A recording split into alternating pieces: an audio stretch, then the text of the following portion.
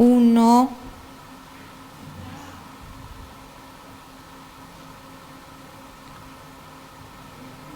Ya, estamos al aire. Bienvenidos, soy Tino Palomino, esto es Entrevista con Tino. El día de hoy tenemos la presencia de Arturo Ayala, quien ha estado postulando al Congreso de la República, lamentablemente no ocupó pues, una plaza. Señores, en estos momentos llama bastante la atención y nuevamente vuelve a la palestra el señor Martín Vizcarra. Como todos sabemos, Martín Vizcarra, en una primera etapa de esta lucha contra el COVID, nos hizo creer de que era un presidente pues eficiente, rodeado de personas que también tenían capacidad de gestión para poder contener el avance del COVID en nuestro país. Y que los muertos pues eran pocos, pero pasado el tiempo se descubrió de que capacidad de gestión no tenía, y esto ha quedado pues demostrado porque la Organización Mundial de la Salud señaló que para poder detener el avance del COVID era necesario realizar, y para esto se necesitaba las pruebas moleculares. Sin embargo, Martín Vizcarra, a pesar que todas las recomendaciones le decían hay que usar pruebas moleculares, las dejó de lado y usó las pruebas rápidas. Y como todos sabemos, cuando una persona se hacía una prueba rápida, te decían, señor, usted no tiene el COVID. Sin embargo, ese falso resultado hacía que uno se sienta bien, iba a su casa, contagiaba a la familia, a los amigos y a los compañeros de trabajo. Esto, que fue catastrófico, finalmente se reflejó pues en el número de muertos, que lo tenía pues amañado.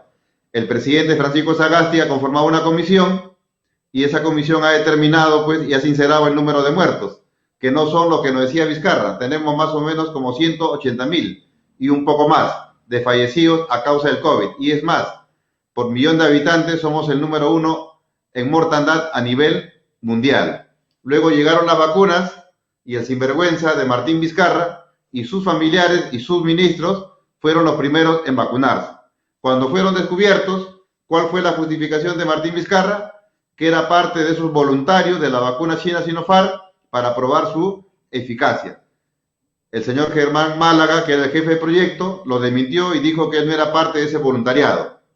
Más bien, él era una persona que se había vacunado de manera irregular y dado su cargo, él no podía oponerse a que lo haga. Señores, este sinvergüenza que en aquella oportunidad se vacunó 3 veces y que eso dio pie a que el Congreso de la República lo inhabilitara por 10 años para ejercer función pública en nuestro país, ahora se ha vuelto a vacunar, ya sería la 4ª vez. Señores, ¿cómo es posible que todos aquellos sinvergüenzas que se vacunaron a espaldas de la población de manera irregular y que hasta ahora no aparece la segunda relación, estén nuevamente en la relación? Señores, estos señores no deben vacunarse si ya se vacunaron. ¿Qué corona tiene Martín Vizcarra para vacunarse por 4 veces? ¿Qué corona, señores? ¿Y cómo es posible que ese personal que trabaja pues en salud todavía se tomen una foto con él como si fuese una gran personalidad cuando es un mentiroso y cuando es una persona pues que ha manejado mal la pandemia del coronavirus en nuestro país, y por eso es que tenemos los muertos que tenemos? Señores, al respecto sobre este tema y otros más vamos a conversar con el invitado de hoy. Arturo Ayala, ¿cómo estás? Bienvenido al programa. Buenas noches, encantado de estar en su programa. Arturo, ¿y qué te parece que el señor Martín Vizcarra se haya vacunado por 4ª vez? Yo creo que ya nada nos sorprende de Vizcarra, ¿no? Hemos pasado de verlo como para algunos un traidor, ahora casi como un cómico, ¿no? Está vacunándose de manera escandalosa por 3ª vez, ¿no? La vacuna ahora con la Pfizer está probando. Claro, está probando vacunas él, ¿no? O sea, quiere inmunizarse de por vida. Realmente es escandaloso. Va de lo gracioso a lo que nos indigna, porque él aprovechó su cargo como presidente para vacunarse a él, vacunar a su esposa, a su hermano. Es realmente un representante de lo peor de la política, porque mientras él se vacunaba, cientos y miles de trabajadores de salud enfrentaban la pandemia en la incertidumbre. Muchos familiares perdieron a seres queridos, trabajadores de salud, frente a esta situación tan, digamos, compleja que hemos vivido. Y como tú lo has señalado, más de 180.000 muertos, más de 3 millones de empleos perdidos, 1 de cada 5 universitarios dejó de estudiar por la pandemia, y mientras había este caos en el pueblo, algunos aprovecharon las cuotas de poder que tenían para vacunarse. ¿Y cómo es que tiene esa influencia Martín Vizcarra para que la señora Molinelli le haga ese favor? Lo que hemos visto es que ha ejercido el poder que tenía como presidente de manera irresponsable, arbitraria, incorrecta, lo hizo, y ahora, en la situación actual, ha usado una treta para beneficiarse, apelando a, me parece también, descuido de las autoridades actuales de salud para permitir la vacuna de Martín Vizcarra, ¿no? ¿Consideras tú que el señor Martín Vizcarra fue inhabilitado de manera correcta por el Congreso de la República para ejercer función pública? Creo que a la larga nos dimos cuenta que de lo que se trataba era de la disputa de dos sectores políticos por el botín del Estado, ¿no?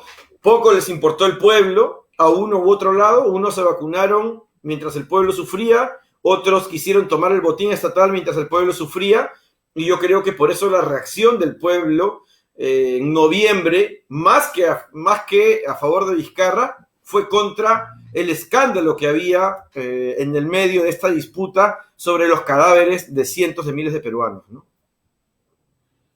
¿Y crees tú que Martín Vizcarra le haría un gran favor al señor Pedro Castillo si es que él también se incorpora al equipo del señor Pedro Castillo? Yo no creo realmente que Vizcarra se incorpore al equipo de Pedro Castillo. Creo que Vizcarra es una figura que debe pagar por sus responsabilidades, las diversas de las que viene siendo acusado, y que se dedique a defenderse si es que va a hacerlo, y que no intervenga en un siguiente gobierno, no le corresponde. Te decía eso porque sabemos pues que Salaverry es uña y mugre de Vizcarra, y Salaverry ha estado tratando de autoproclamarse como vocero, ¿no?, del señor Pedro Castillo. Sí, en realidad lo que ha habido en la segunda vuelta es el acercamiento de diversos sectores políticos a la candidatura de Castillo.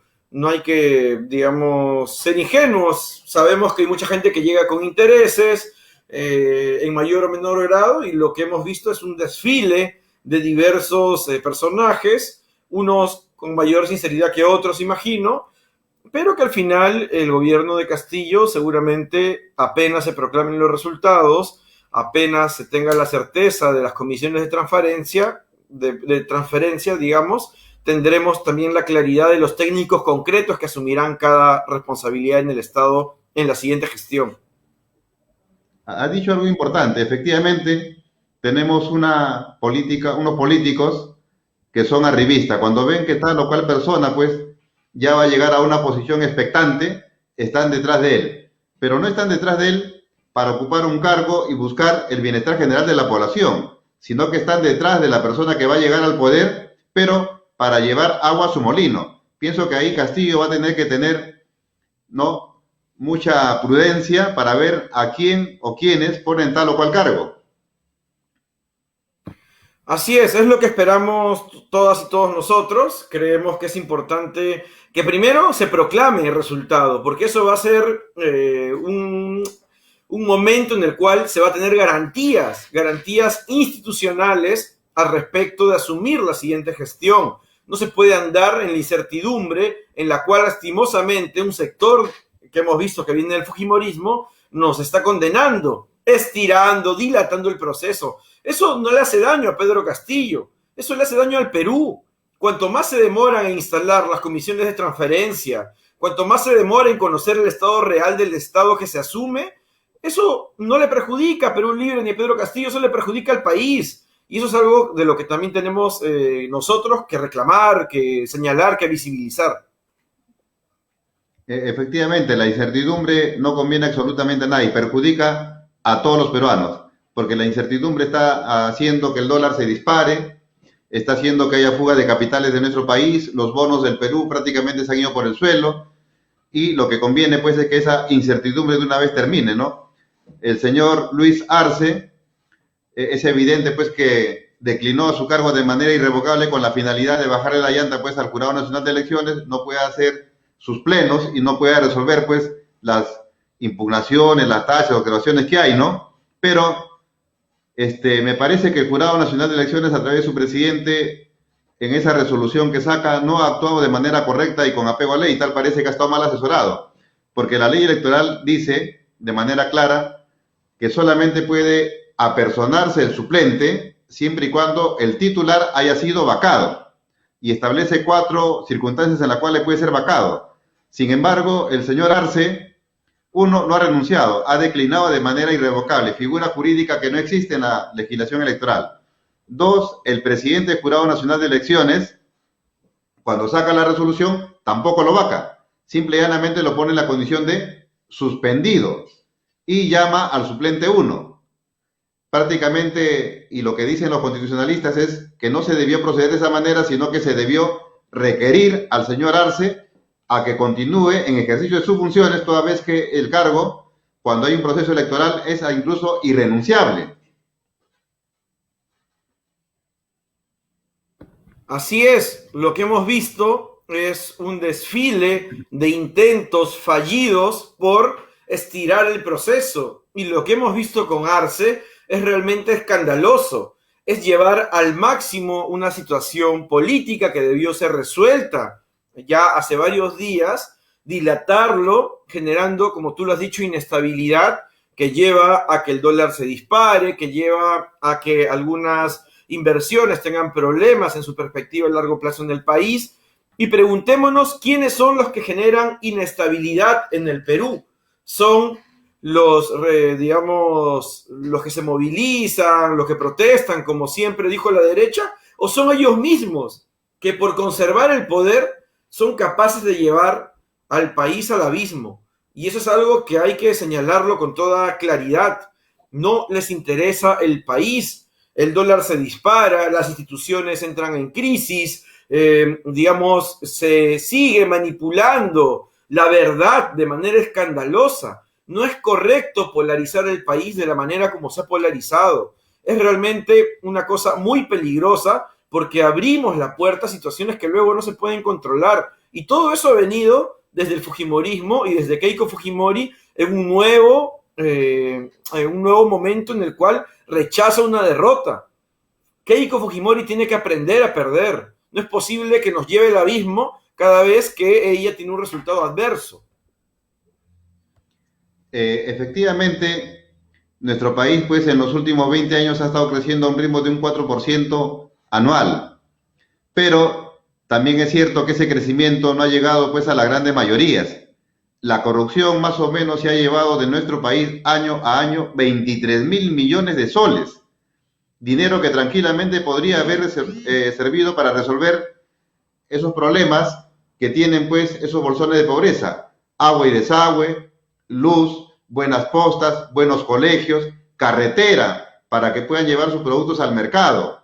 Sin embargo, los gobiernos que hemos tenido, prácticamente todos han sido adictos a la corrupción, y es por eso que todos están prácticamente enjuiciados.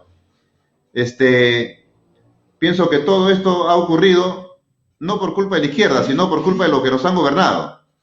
Y los que nos han gobernado ha habido gente de izquierda y derecha, por ejemplo, Ollantaytamala, pues, del Partido Nacionalista, que también festejaba al señor Chávez, pero una vez que asumió la presidencia, se pasó al otro lado con su hoja de ruta y ahora, pues, está empapelado por corrupción. Y la verdad es que esta situación es catastrófica, ¿no? Porque prácticamente Keiko Fujimori representa, pues, el continuismo de eso. La gente no confía en ella, ¿no?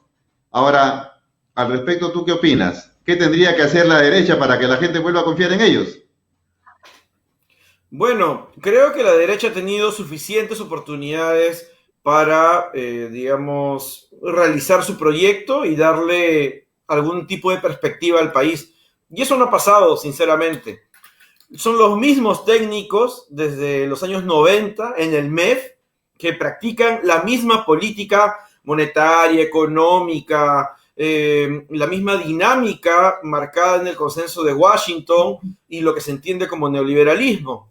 Bueno, creo que eso se ha agotado porque nos hemos dado cuenta de que esta fórmula, primero, ha estado enmarcada en la corrupción escandalosa, que como tú bien lo has señalado, no viene de ahora, sino es una larga tradición que nos ha acompañado como país, lastimosamente, como se refleja en el libro de Quirós, La historia de la corrupción en el Perú.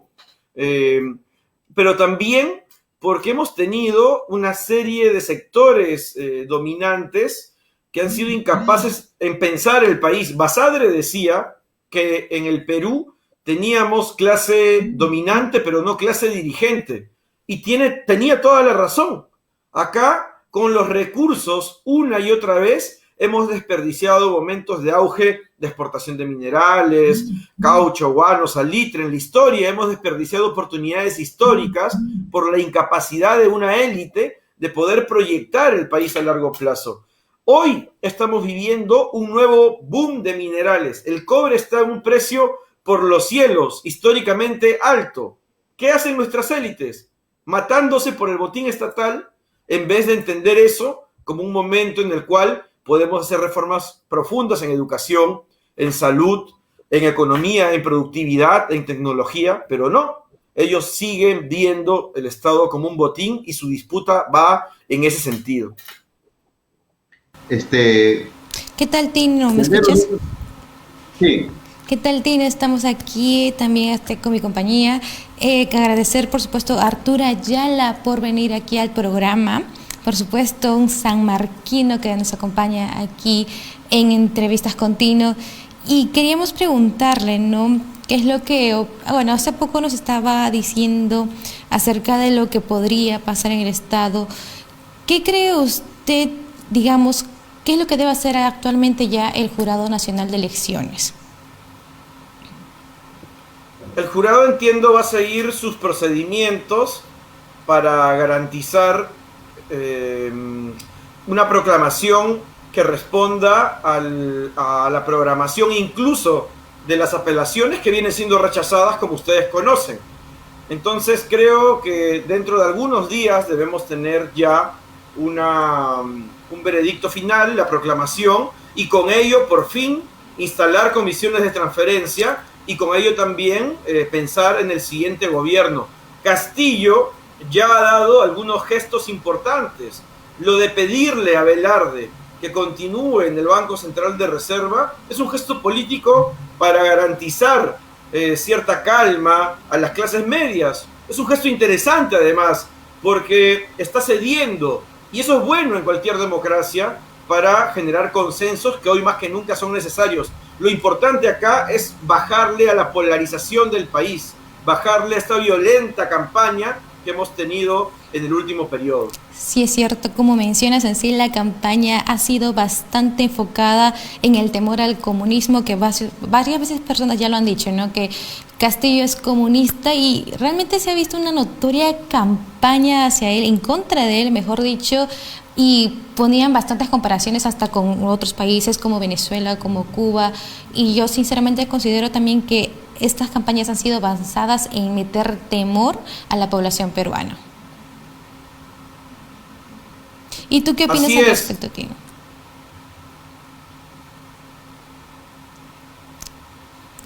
Tino, ¿qué opinas al respecto de toda esta campaña que se ha realizado? ¿Me estás preguntando? Bueno, así.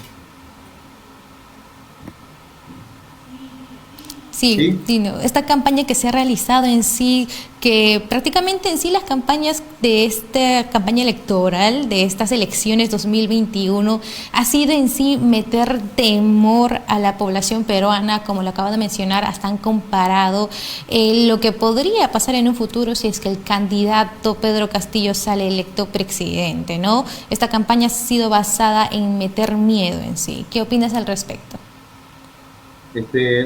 No, yo pienso que habría que analizar bien las cosas. Uno, todos conocemos ya lo que es el partido Fuerza Popular. Es un partido de derecha y es un partido pues que tiene todo un lastre pasado y que lo perjudica severamente. Y es por eso, por ejemplo, que en esta primera vuelta ha sacado un porcentaje pues minúsculo. Pero ese porcentaje minúsculo le ha permitido estar en la segunda vuelta. Ahora, en el otro lado tenemos al partido político Perú Libre. Perú Libre es un partido político que, como lo dice su fundador, es un partido marxista, leninista, mariateguista, es decir, es un partido comunista. Por lo tanto, cuando hablan de campaña negra, no, en realidad no es tan negra, porque incluso el señor Bermejo, él mismo se ha encargado de decir, ¿no?, que nuestra democracia representativa es una pelotudez democrática. Pero pienso que el señor Pedro Castillo no es comunista, no es marxista, no es leninista, ni es mariateguista. Es total y absolutamente ajeno a ese tipo de ideología. Más bien, yo quería preguntarle acá a Arturo Ayala, porque prácticamente el señor Castillo, con el lenguaje que viene dando en esta segunda vuelta, está dando confianza a los agentes económicos. El equipo técnico que en esta segunda campaña se ha incorporado pues a la campaña de Castillo, da confianza, ¿no? ¿Qué es lo que ha manifestado Pedro Franqui? Uno, de que no van a hacer confiscaciones, no van a hacer estatizaciones, que tampoco va a modificar la Constitución porque para variar la política económica no es necesario. Ahora también el señor Pedro Castillo ha manifestado pues que va a mantener a Julio Velarde en el BCR. Todo eso pues prácticamente da confianza, pero ahora el problema viene y cómo va a actuar Cerrón. ¿Qué opinas, Arturo? Yo creo de que es algo que nosotros hemos ido señalando desde el inicio. Pedro Castillo no es un militante marxista formado en un partido. Él es un dirigente sindical y justamente dirige la huelga del 2017 porque era el independiente, porque no respondía a ninguno de los espacios políticos tradicionalmente marxistas o de izquierda del magisterio. Él se hace conocido porque al ser el independiente lo ponen a la cabeza de la huelga y la dirige, ¿no? Una persona muy hábil para la negociación, para el discurso ante la masa, y eso es algo que siempre se dijo, e incluso el propio Cerrón y Perú Libre siempre fueron sinceros al decir que era un espacio de frente único, que para la izquierda es que haces alianza. Entonces ellos como Perú Libre tienen un espacio de frente con Pedro Castillo. No son la misma organización a nivel ideológico, como es evidente. Entonces, tampoco se puede borrar de un plumazo lo que es Perú Libre, ni ninguna expresión política en el país. Entonces, lo que va a pasar es que con la bancada que tenga Cerrón, Perú Libre, ellos van a tener un margen de negociación como es normal en cualquier país, en cualquier gobierno, cualquier parlamento. Y ese margen de negociación va a ser limitado. Al final, la palabra la va a tener Castillo como presidente del Ejecutivo y a nivel parlamentario conversará con la bancada de Perú Libre, como conversará con otras bancadas, ¿no? Eso no es nada excepcional. Me parece que hay que dejar un poco la satanización que hay y verlo más pragmáticamente, ¿no? Cada bancada va a tener un interés y con cada bancada se va a tener que conversar, ¿no? Vas a tener que conversar con la bancada de Acuña, con la bancada de Acción Popular, con los sectores que están dentro del Perú Libre también, y así es la política, es el arte de la negociación. Sí, lo positivo, lo bueno es que el equipo técnico que se ha incorporado pues a la campaña del señor Pedro Castillo está dando confianza a los agentes económicos. Incluso el doctor Aníbal Torres Vázquez ha manifestado pues de que la economía popular con mercado es sinónimo o es equivalente a la economía social de mercado. El problema está que en nuestro país esa economía social de mercado existe en la Constitución Política del Perú, pero que en la práctica prácticamente no se ha llevado a cabo. En la práctica lo que se ha llevado a cabo es una economía pues liberal, una economía pues que se rige por la ley de oferta y de demanda y que el Estado no tiene participación alguna. Pero en cambio, así es. Lo dice el doctor, en una economía de mercado, el Estado sí tiene la autoridad para intervenir cuando de por medio pues está el bienestar de la población. Y el problema está que esa economía no ha funcionado. Por ejemplo, en plena pandemia, la banca está hasta ahora financiando deudas a un 80%, lo cual es un crimen. Como tú mismo lo has señalado, hay millones de desempleados. Hay otros que están en situación perfecta. Y hay muchos que se han votado pues al comercio ambulatorio. Es decir, no tienen plata. ¿Y cómo el banco en esas circunstancias te va a renegociar tu deuda en ese porcentaje? Dos, en plena pandemia, las farmacias, los laboratorios un paracetamol que estaba en un sol lo mandaron a 10 soles. ¿Dónde estaban los organismos reguladores? ¿Dónde está el presidente de la República para poder intervenir? Y no lo hizo. Entonces, eso no es economía social de mercado, esa es economía liberal. Al respecto, ¿qué opinas de lo que ha dicho el doctor?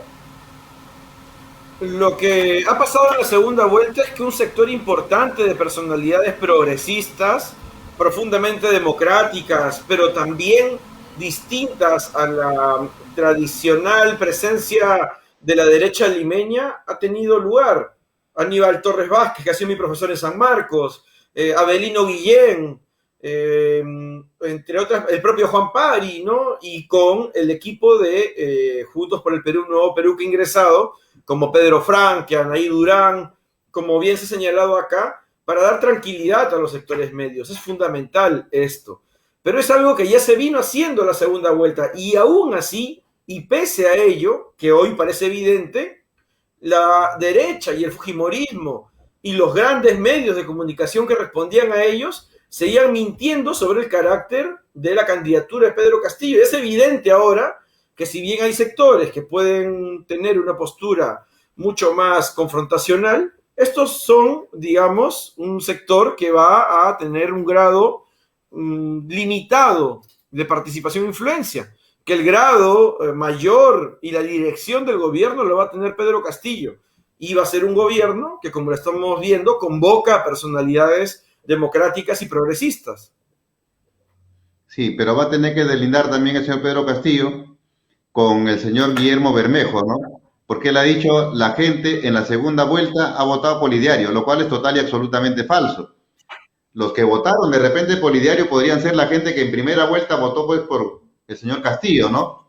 Y todos sabemos Claro. que de Castillo y el señor Fujimori, de los votos emitidos, no llegaron ni al 20%. El 80% de la población no estuvo de acuerdo con ellos y eligió pues a otras organizaciones políticas.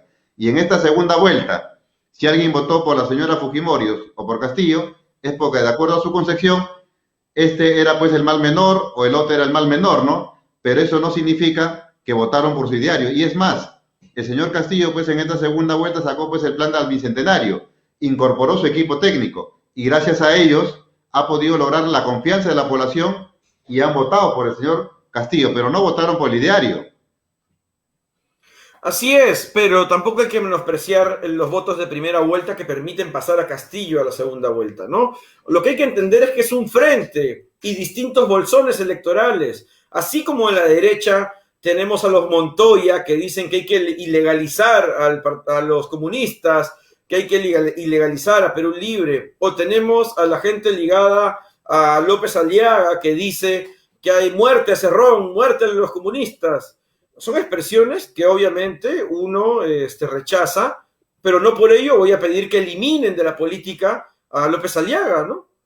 Es normal, en la política pasa esto. Hay sectores en cada, digamos, espectro de la política peruana más o menos radicales, más o menos moderados, y hay que respetar todo ello y entender que van a representar a un sector determinado y conversar en la condición de este sector. Si tú bien lo dices, los que han votado por el ideario deberían ser el 19% de la primera vuelta, bueno, es un valor, es un sector, existen, y existen por algo. Hay que saber entender esa política, porque si no caeríamos en la negación del enemigo o en la negación del contrario, y eso es muy peligroso para la política del país.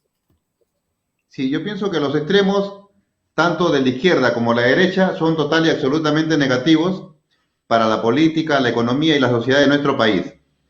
Como tú lo has expresado, es lo que dijo pues el señor López Aliaga, ¿no?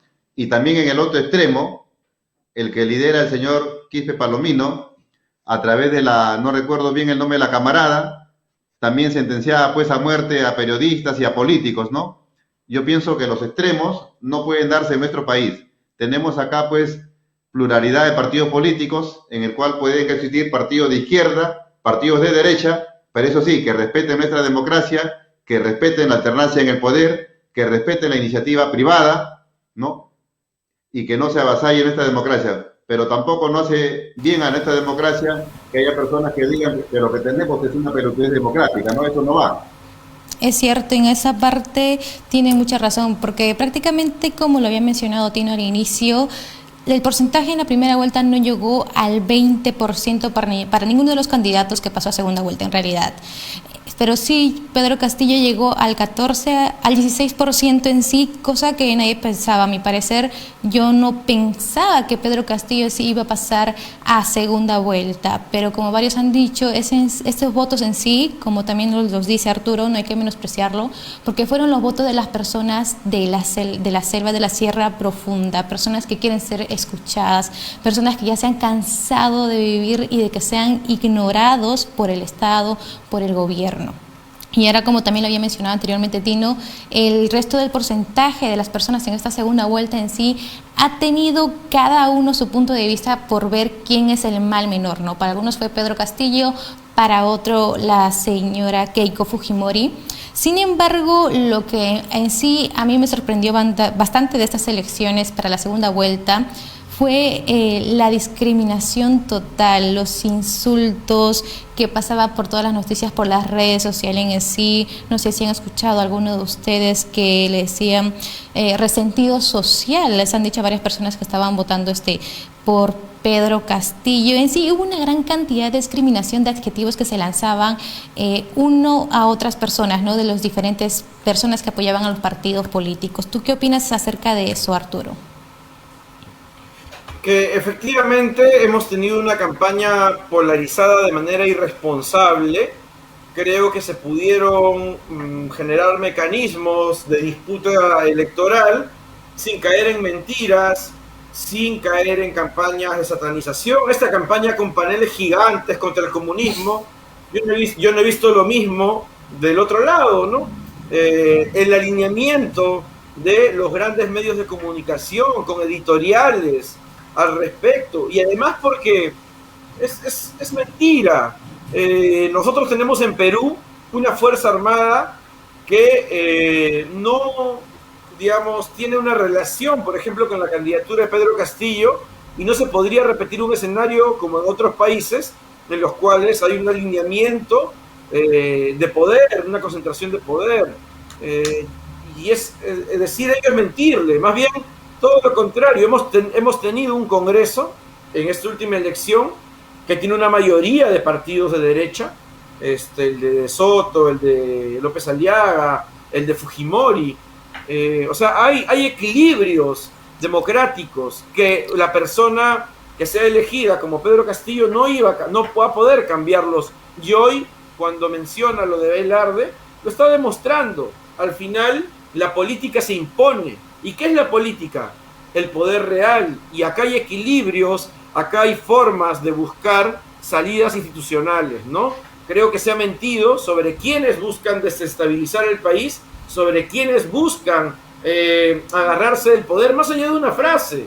Lo que estamos viendo, por un lado, si hay una contradicción con lo dicho por Bermejo, que es una frase al aire, lo que se implementa al otro lado desde la derecha es esa frase en la realidad. Aferrarse a una victoria que no tienen, dilatar los resultados, echar mano del poder de la plata. Hemos escuchado a Montesinos hablar de que hay que quebrar con millones a cada miembro del Tribunal del Jurado Nacional de Elecciones. Realmente, una cosa es decirlo, una intervención seguramente, digamos, incómoda, inoportuna, y por otro lado es lo que están haciendo, que es eso, efectivamente, aferrarse al poder y no respetar la voluntad popular. Así es, Arturo, como dice, prácticamente este es un debate que se está dando porque hasta ahora no hay una respuesta, y bueno, esto tenemos que quedar en incertidumbre hasta ahora, hasta que el Jurado Nacional de Elecciones tome una decisión final, que se vean todas las actas. ¿Algo más que agregar, Tino? Sí, manifestaste algo importante. Tú dijiste que te quedaste sorprendida porque Pedro Castillo pasó a la segunda vuelta. La verdad, sí. Porque lamentablemente en nuestro país, y no es en este proceso electoral, prácticamente son en varios procesos electorales, tenemos unas empresas encuestadoras que manipulan la intención de voto del electorado peruano hacia tal o cual candidato. Sí, yo pienso que a partir de este papel nefasto de las empresas encuestadoras tiene que modificarse la legislación. Por ejemplo, al señor Forsyth casi le pusieron al inicio como 30%, casi. Después terminó casi a media tabla y al final su partido hasta perdió la inscripción. Entonces las empresas encuestadoras, pienso que no deben de participar en un proceso electoral con encuestas porque ya se ha visto que ellos tratan de llevar los votos para tal o cual candidato. ¿Tú qué opinas ahí, Ayala? Efectivamente, Arturo. lo que hemos visto es un manejo de las encuestas de manera irresponsable. Recordarán lo de Jorge Muñoz en la última elección también, ¿no? De un momento a otro se pusieron prácticamente de acuerdo algunos actores, los medios de comunicación entre ellos, para levantarlo, ¿no? Y hoy tenemos una ciudad sin alcalde en la práctica. Entonces, creo que lo importante acá es entender de que, como bien se dijo, hubo una expresión del Perú profundo, harto de años de abandono, pero que además no nos debería haber sorprendido porque era una reacción natural frente al impacto de la pandemia, frente a la desesperación de ver la salud destruida, la educación incapaz, los chicos de continuar estudiando en las maneras mínimamente adecuadas, la situación de la inestabilidad laboral, del hambre, las ollas comunes se multiplicaron. Tenía que haber una reacción a ello, objetiva, y ese ha sido el voto por Pedro Castillo. 19% no es poco para una opción, digamos, de una izquierda popular, ¿no? Contestataria. Y si le sumamos el voto de JP, que representaba otro sector también de izquierda, es, digamos, 25% más o menos en suma, 26%. O sea, es un sector importante que se ha manifestado por cambios en el país. Así es, Arturo, en sí se ha visto como tú mencionas, en sí, bueno, de mi parte, así como te digo, sí me sorprendió, porque en ese momento las encuestadoras en sí ponían como favoritos a otras personas, pero como bien lo mencionas, en este aspecto de la pandemia ha afectado bastante en la educación, en la salud, especialmente a las personas que no tienen aún, por ejemplo, en el caso de la educación, tener internet. En la parte profunda de la sierra, las personas, los niños no cuentan con internet. Si ya en el ámbito presencial tenían que caminar por horas para poder asistir a sus colegios, en este ámbito virtual no han contado con las herramientas necesarias. Es más, supuestamente creo que las tablas que se iban a regalar, creo que al final ni siquiera se dieron, o al final solamente se dio hasta cierta parte y de ahí no se continuó más. Y bueno, hay que admitirlo también, el programa de la educación virtual el año pasado fue un fracaso total, porque prácticamente todo el programa de Aprendo Canto fue de improviso, no fue, digamos, ya planeado, ya, digamos, tener una pauta, fue de improviso que agarró todo este tema de la virtualidad, pero sinceramente han salido más afectados los que no tuvieron, tanto en el tema de la salud como en la educación, como siempre. Así es, en el mundo rural del Perú, solo el 6% de hogares tiene acceso a internet. Estamos hablando de una situación de abandono objetivo a millones de niños. Entonces, ese mundo rural está harto de ser la última rueda del coche de un modelo que se precia de números magníficos de crecimiento macroeconómico, pero de índices altos de abandono de la educación, la salud, del tema de la desnutrición. El grado de desnutrición en el sur andino está comparado a los grados del África subsahariana, en un país tan potente en agricultura como el nuestro. Estas contradicciones creo que han llevado a este resultado. ¿Algo más que agregar?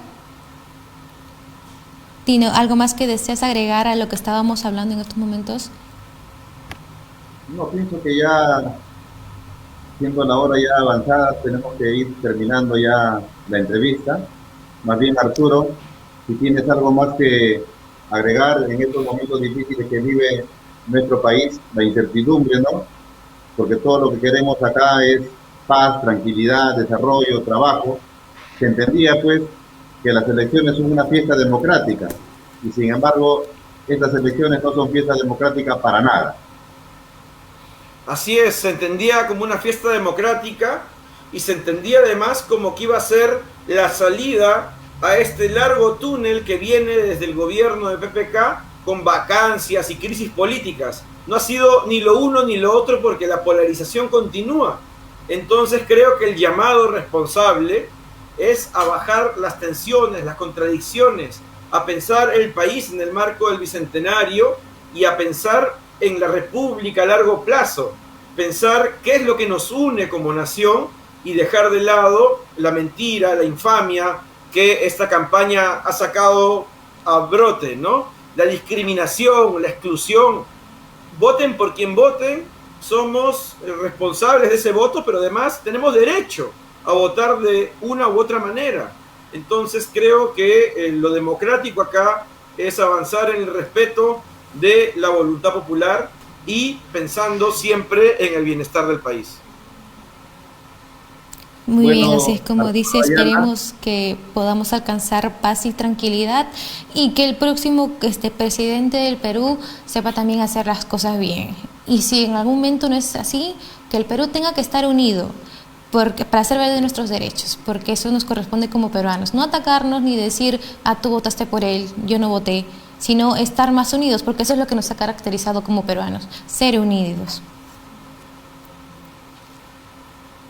Bueno, Arturo, bueno, Isabel, sí, te agradecemos, Arturo, tu participación en el programa. Será pues para otra oportunidad. Gracias. Señores, eso ha sido todo por hoy. Hemos tenido la presencia de Arturo Ayala, quien postuló al Congreso de la República por el partido político Juntos por el Perú. Lamentablemente no ocupó una plaza, será para una próxima. Como dice, el que la sigue, la consigue. Señores, hoy día hemos tratado temas de suma importancia, como el señor Martín Vizcarra nuevamente se ha vacunado de manera irregular, ya por cuarta vez. Asimismo, también hemos analizado la situación de incertidumbre que se viene dando en nuestro país, pero también hemos visto cómo el señor Pedro Castillo ha moderado su lenguaje, tiene unos nuevos asesores, quienes prácticamente lo están enrumbando por el camino democrático, lo cual es una buena señal para los agentes democráticos de nuestro país. Señores, eso ha sido todo por hoy. Compartan este video a través de las redes sociales. Nos vemos el día de mañana en el mismo horario. Muchas gracias.